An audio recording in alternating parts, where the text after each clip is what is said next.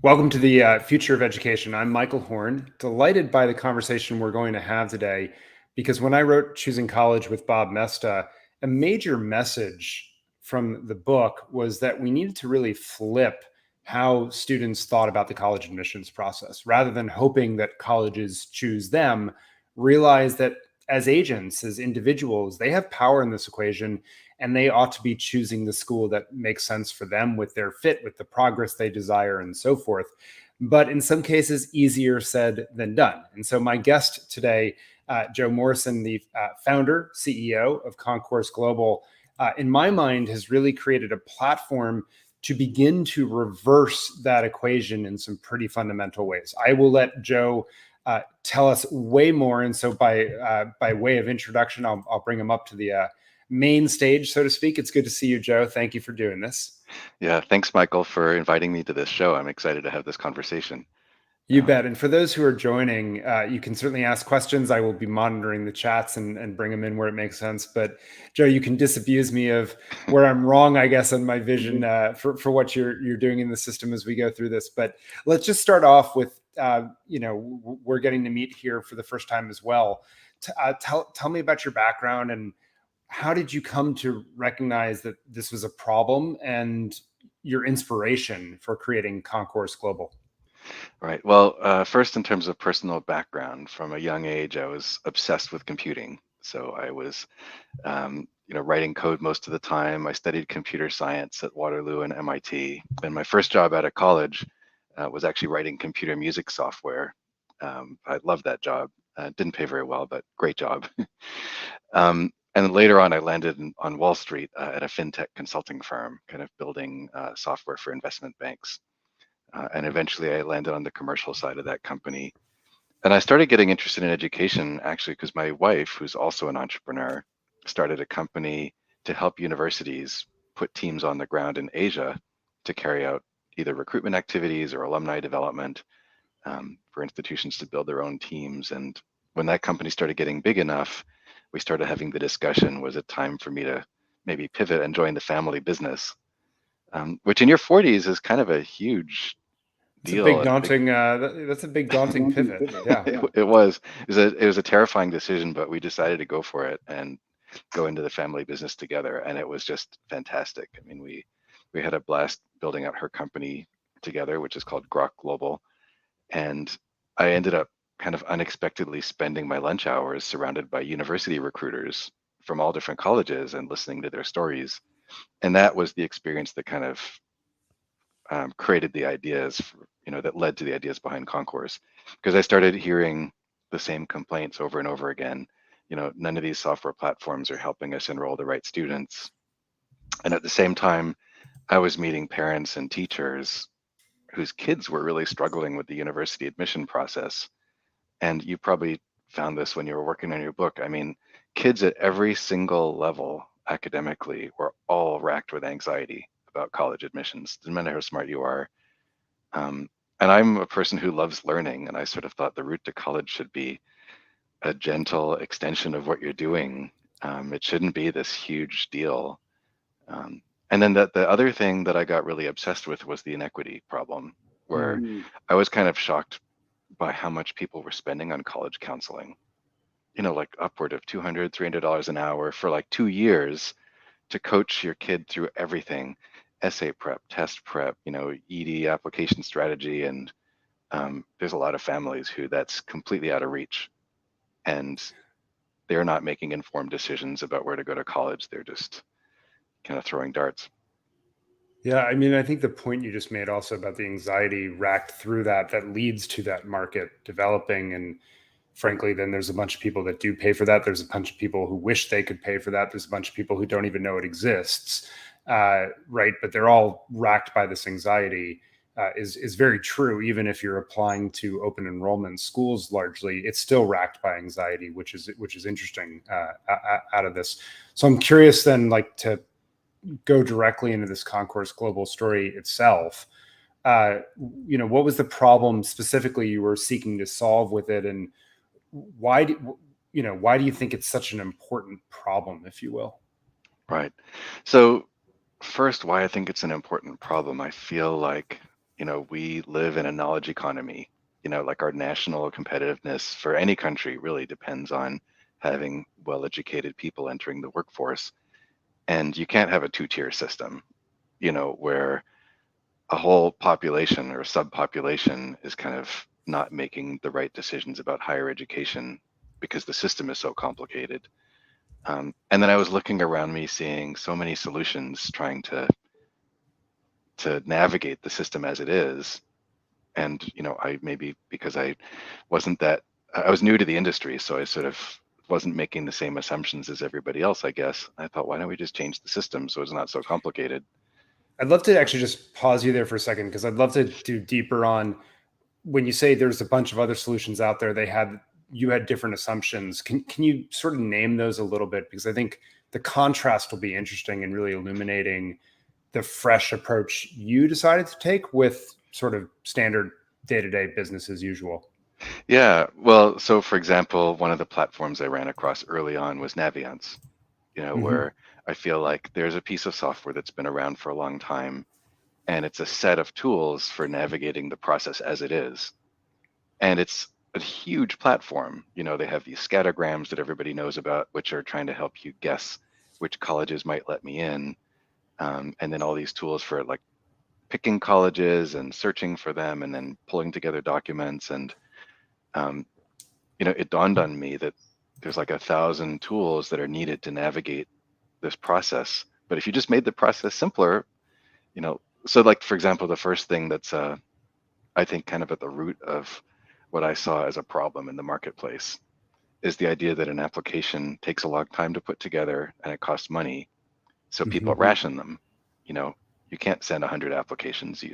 The wisdom is you send 10 or 15 maybe.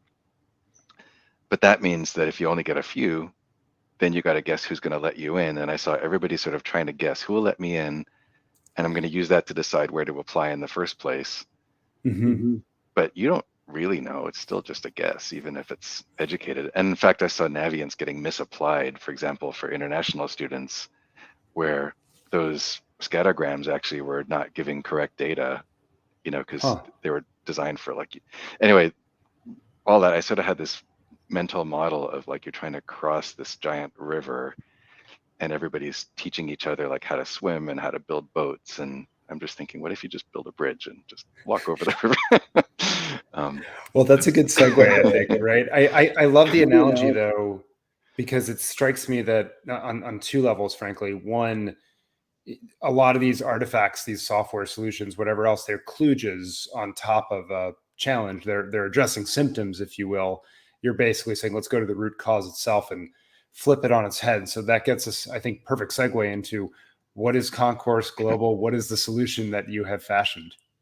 right. So to basically explain what it is, um, we saw these two problems, right? One is the student challenge navigating their way to university, and the challenge on the university side, trying to find the right students to build your enrollment pipeline.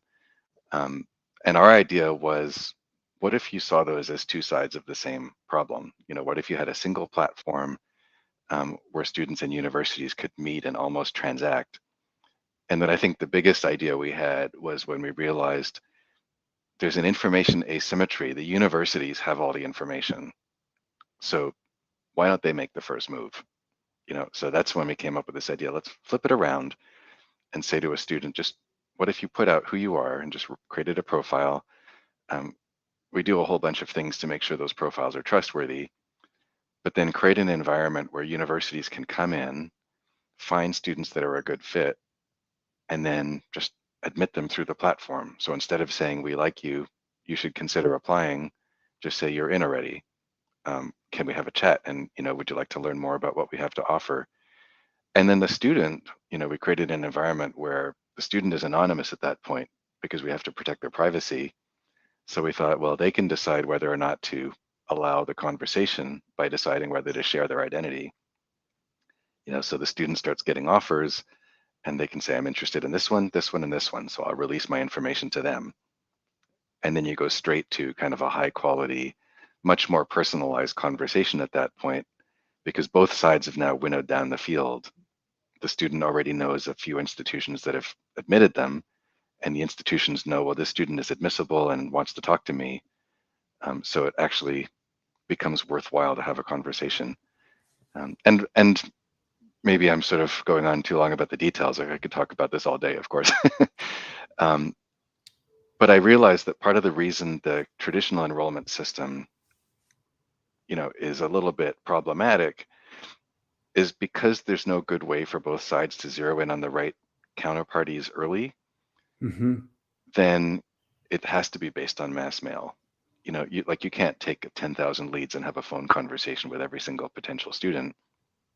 So it always, this idea of the enrollment funnel, which starts with leads that get sort of moved along a conveyor belt until, the last step is the admissions office says yes or no.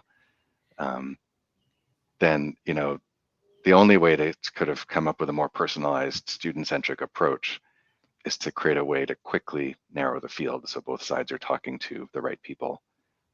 So that's how we did it. Is we filter the students to meet the requirements of the admissions departments. They decide who to make offers to. Students decide if they're interested, and then they go straight to a conversation, rather than kind of the whole traditional email-based mass marketing. Makes a ton of sense. And I mean, I like several aspects of this, but the information asymmetry piece that you brought up early on, that opacity is something that frustrates so many on the student side when it comes to this process. But I think it begs the question, because many commentators have noted, well, the opacity serves a lot of these institutions well. They get to sort of control supply and demand in funny ways and dole out applications to shape, if you will, their class, both in terms of makeup, but also, frankly, in terms of dollar amounts that are coming in revenue management. So I'm curious what type of schools are adopting, who's not adopting the platform as they look at this solution. Right. Well, first to talk briefly about that information asymmetry Mm-hmm. kind of angle to this. Um, you can't shape a class out of students that haven't made it into your enrollment funnel. Like if they're not in your applicant pool, they're not available to you. And so one of the things that's kind of a key element of this platform is universities need to be able to reach out and connect to students who might not have considered them. So that's part of how we approach that problem. And then in terms of the information asymmetry, um, universities also know more than the students are likely to about scholarships that are available, about like the exact right majors that are right for the student. So this reversal of the process kind of solves those two, because instead of the student having to kind of swim through a giant website saying how much scholarships could I be eligible for and how do I get them, in this model, the university says up front, we're making you an offer and it's got this much scholarship in it. So yeah, and then you talked about kind of what kinds of universities are embracing this. We have over 100 universities already on the platform, so pretty exciting. We've only been around for 2 years, and so we're accelerating. About 2/3 of them are US based, and about 2/3 of those are private, and then about a third are public. 20% of our universities are Canadian. The rest are kind of from UK, Europe, Australia, New Zealand, Asia. And just to give you some specific examples, like University of Missouri recently signed on, Kent State, Colorado State, those would be like big publics. Privates might include like Tulane, the New School. We have liberal arts colleges. So anyway, that just gives you like a No, that's a feel for. pretty good flavor of it. When they do so, are they abandoning their traditional process, or this is alongside of initially? Like, how does that work from a market adoption perspective? Yeah, that's a really good question. It's not an abandonment of the traditional process. Partly that would just be too big a leap to make Too all big in a one leap for go. these institutions. Sure. Um, And so the way we approach institutions is we say, look, we're going to help you get populations of students that you want, that you're really having trouble reaching right now. So for example, on the international recruitment side, kind of our specialty is diversity. If you want to get students from countries all around the world that you probably can't travel to, from everywhere, Africa and the Middle East and South Asia, and you know, there's some markets that are well understood, but some markets that are just too small to access to the traditional way. Concourse works great for recruiting those kinds of students. And then inside the US, it's more about underrepresented students, first generation and students from low income families, those are the kinds of students who are hard, it's hard for institutions to reach. And so on our platform, they're right there. We work with amazing organizations like College Greenlight, which is part of EAB. Um, we have a partnership where we're working with them to bring students into the Concourse ecosystem so that universities can discover them, make offers.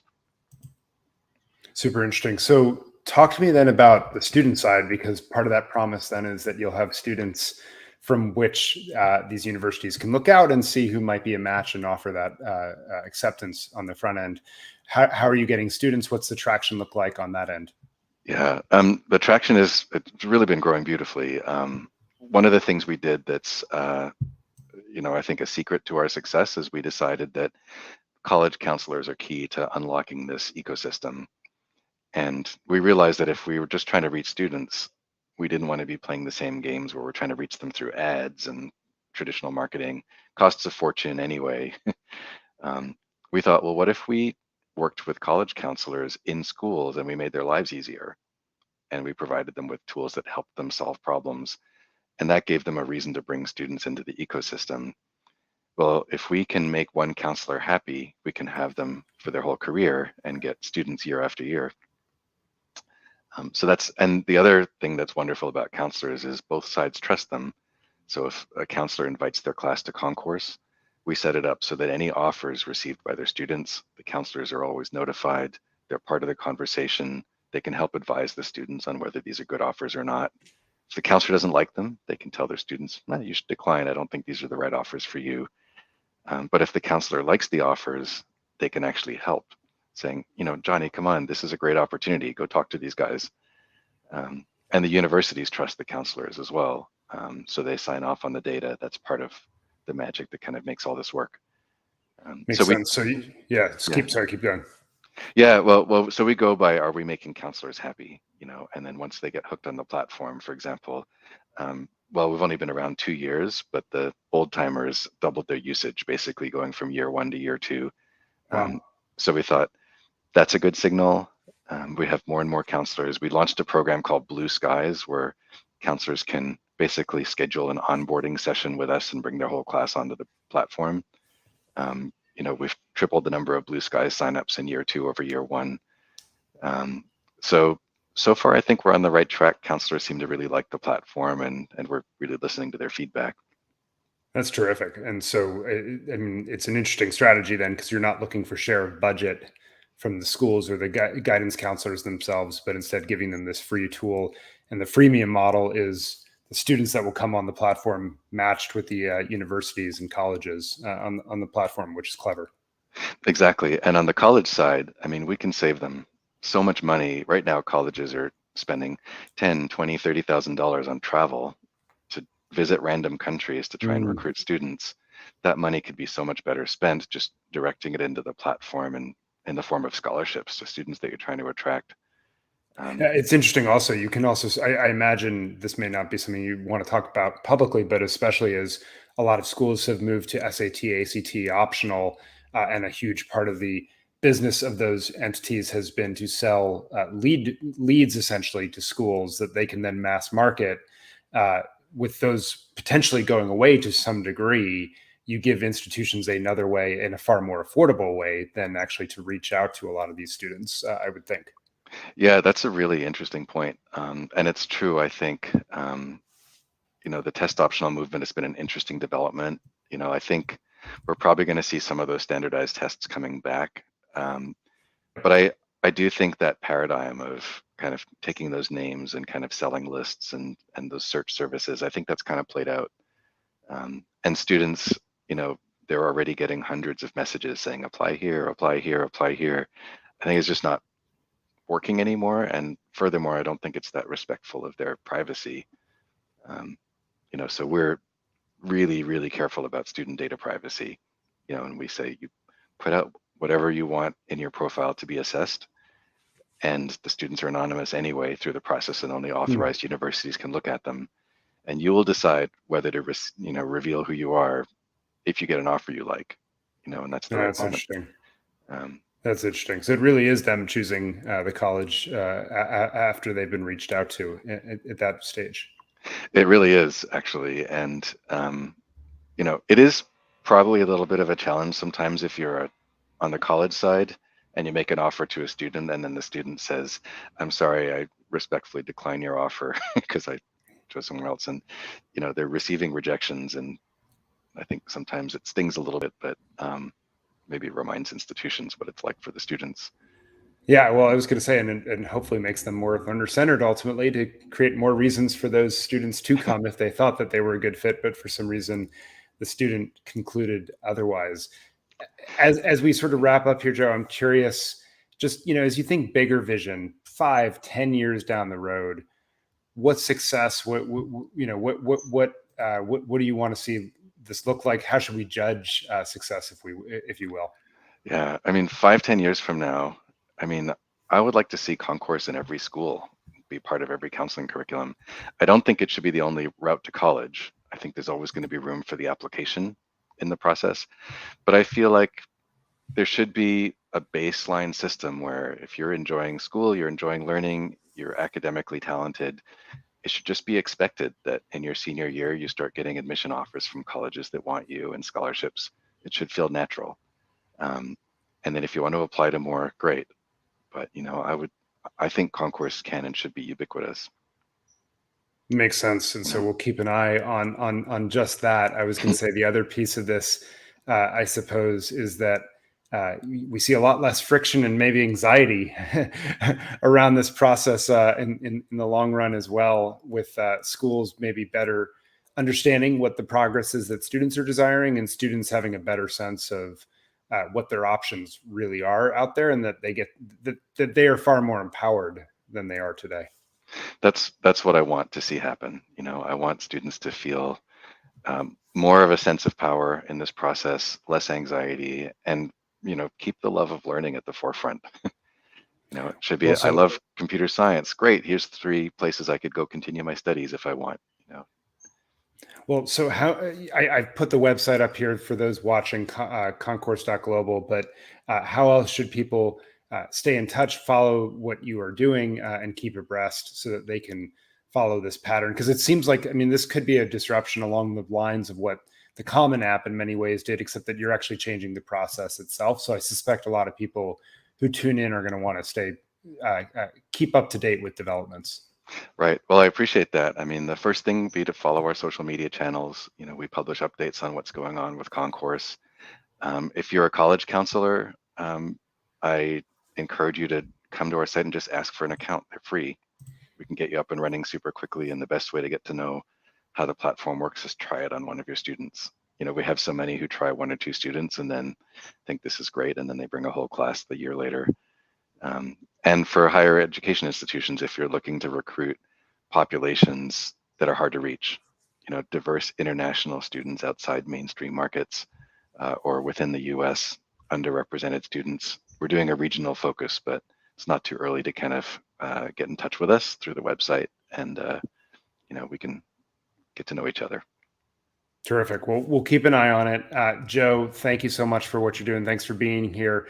And for all those tuning in who've enjoyed this, give us a thumbs up so that people can find more content like this out there and follow the progress of promising innovations like Concourse Global to create a more learner-centered future. So, Joe, thank you again. And for all that you watching, thanks for tuning in. We'll be back next time. Thank you, Michael.